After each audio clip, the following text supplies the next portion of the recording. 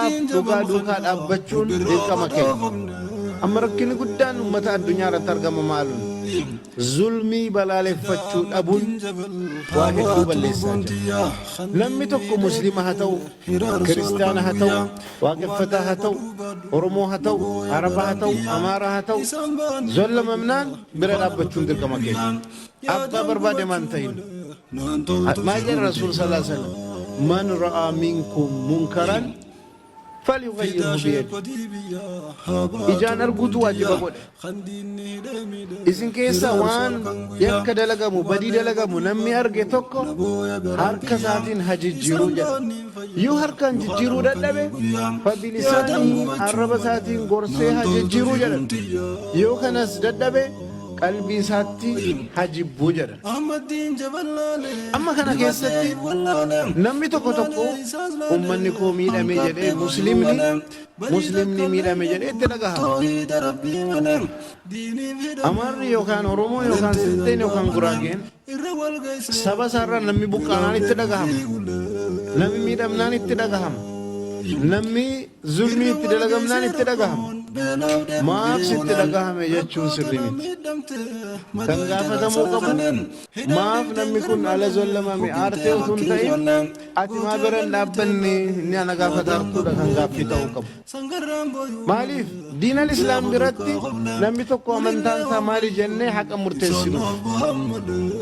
Haqa isaa taanaan haqa isaati amantaan kan barbaade haa ta'u sabni isaa kan barbaade haa ta'u.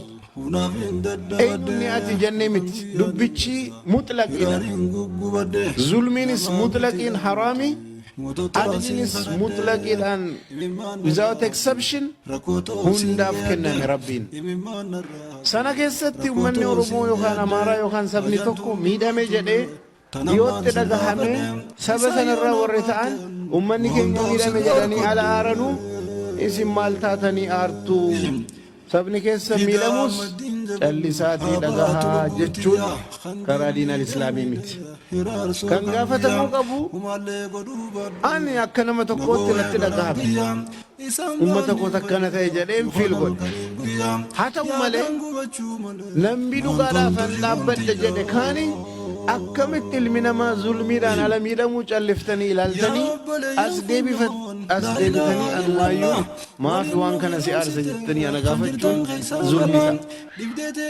Amma waan kana irratti namni hedduun sirriitti nu banne Rasuula Rabbii sallallahu alaihi wasallam Makkaan keessatti akkuma helfal futuul irratti Makkaan keessatti gaafa isaan utuu nabiyyiin ta'anii walii galtee maal godha namni kamuu Makkaan keessatti zollamamnaan bira dhaabbannaa jedha. Sabni isaa maali amantaan isaa maali jiru wanni kun wal bira dhaabbannaa jedhanii waadaa walii seenan. maal jedhan eeguma nabiyyi ta'an otuun helfal fuduulii keessatti ammas waamame anis dhaqeen hirmaadhaa jedha rasuul rabbi sallallahu alaihi wasallam. Eegumallee rasuula ta'anii namni tokko sabni isaa maali amantaan isaa maali otuun laalini nama zollamame bira dhaabbannaa yaadni jedhu yaada nama dhugaa islaamaan deemuuti. Islaamni diinii keenya keessatti jihaadni waan eeyyamame keessaa tokko maal jedha bita kiristaanaa eeguun keessa jira miti amantaa kiristaanaa mana amantaa jira yahuda kan masjida rabbitu karaa jihaadaatiin akka eegamu malee warri kun muslima waan hin taane jalaa gubnaa jaraa diignaa akkana goonaa eeguun karaa shari'aa keessatti akkamitti dhufe jennee yoo laalle amantaan jaraa kan jaraate rabbiif jarat waliin hisaaba godhe garuu amantaa kana qabaachuudha yookaan saba tokkorraa ta'uudhaan sababa kanaatiif namni adda baafamee mirgi isaa tuqamuu hin qabu.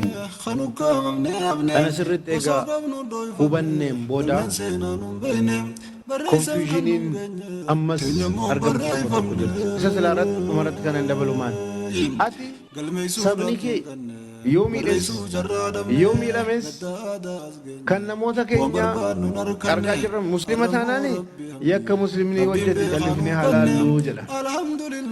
Oromoo taanaa